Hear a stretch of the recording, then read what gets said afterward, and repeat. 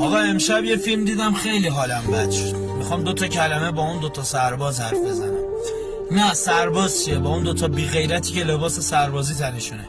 آقا بی شرف توی پادگان بهت یاد دادن دست روی زن بلند کنی، یاد دادن اصلا یه پیرزن از دستش بکشی که زورتو به رخش بکشی. اون مادر خودت بود بازم همین گوهو میخوردی. اون لباس مقدس، حرمت داره، تن هر کسی نباید بره. اون تفنگی که دستته برای دفاع از ناموس مردمه، نه برای ترسوندن مادر مردم. تو به اون شرفی که نداری.